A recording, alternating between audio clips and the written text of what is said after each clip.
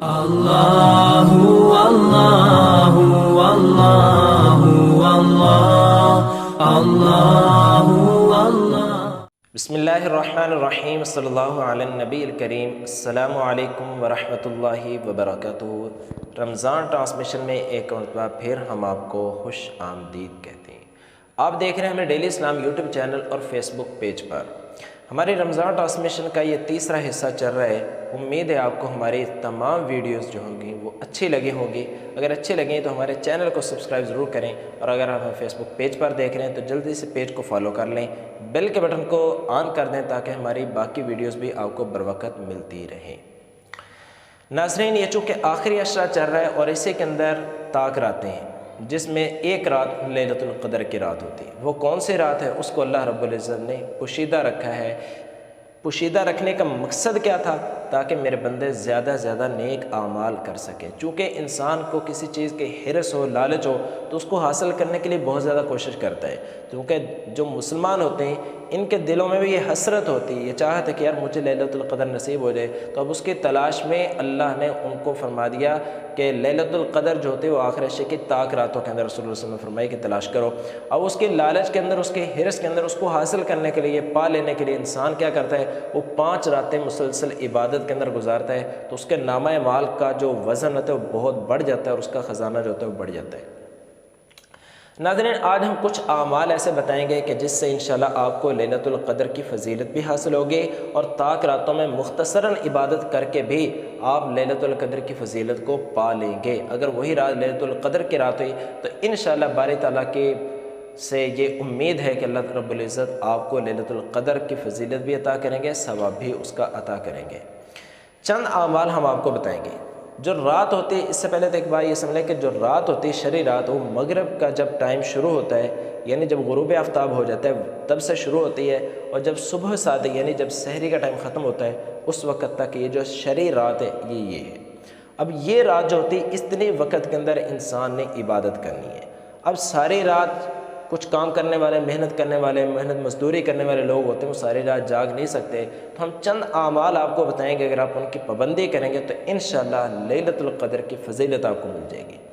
اس کے اندر سب سے پہلی بات، رسول اللہ صلی اللہ علیہ وسلم نے فرمایا کہ جو شخص عشاء کی نماز باجماعت پڑھے اور فجر کی نماز باجماعت پڑھے گا، فرمایا اس کو ایسے ثواب ملے گا، اس کے لیے ایسے ثواب لکھ دیجیے گا گویا کہ پوری رات ہی اس نے عبادت کے اندر گزاری۔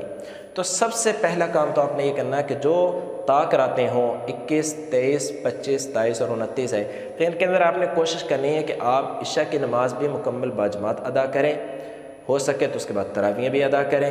اگر کوئی مجبوری نہ ہو تو بہت زیادہ فضیلت ہے تراویحوں کی بھی، نہیں تو عشاء کی نماز باجماعت ادا کریں، اور پھر صبح فجر کی نماز باجماعت ادا کریں۔ ان 2 اعمال کے کرنے سے آپ کی پوری رات عبادت میں لکھ دی جائے گی۔ پھر اس کے بعد آپ اگر ہو سکے تو اس کے بعد کچھ نوافل کا اہتمام کر لیں، کچھ کم از کم 1 پارہ قرآن پاک کا تلاوت کر لیں، تیسرے کلمے کا ورد کر لیں، کوئی 100، 200، 300 مرتبہ، کچھ درود شریف جو ہے وہ 200-300 دفعہ پڑھ لیں، استغفار پڑھ لیں، پہلے کلمہ کا ذکر کر لیں۔ باقی جو ذکر اذکار آپ کو آتے ہیں، کوئی گھنٹہ، پون گھنٹہ، آدھا گھنٹہ اس کے اوپر لگا کر یہ مختصراً اذکار کی پابندی کر لیں۔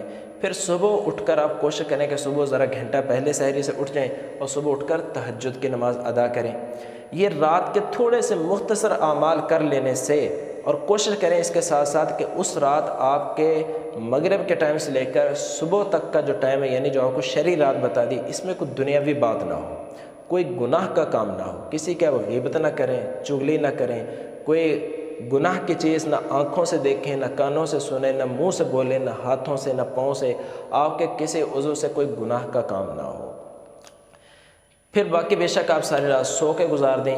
تو ان اعمال کی مختصراً اگر آپ پابندی کر لیں گے کہ عشاء کی نماز باجماعت پڑھیں، صبح فجر کی نماز باجماعت ادا کریں، اور پھر صبح تہجد کی نماز آپ پڑھنے کی کوشش کریں، اللہ تعالیٰ سے دعا مانگیں، کم از کم 1 پارہ 2 پارے آپ تلاوت کر لیں، تسبیحات کا مختصراً آپ اذکار کر لیں، درود شریف پڑھ لیں 100 دفعہ، کلمہ طیبہ پڑھ لیں، تیسرا کلمہ پڑھ لیں، استغفار پڑھ لیں، اور مین چیز جو ہے وہ کہ آپ اس رات جو ہے وہ گناہوں سے بچنے کی کوشش کریں، کسی بھی طرح کا آپ سے کوئی گناہ اس رات جو ہے وہ صادر نہ ہو۔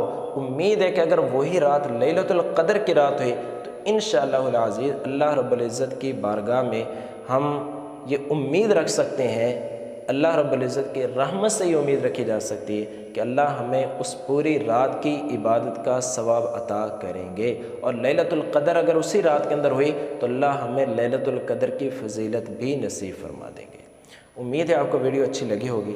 اگر ویڈیو اچھی لگی ہے تو ویڈیو کو لائک ضرور کریں، شیئر ضرور کر دیں تاکہ کسی اور مسلمان بہن بھائی کا بھی فائدہ ہو جائے۔ جزاک اللہ خیرہ فی الدنیا والآخرہ۔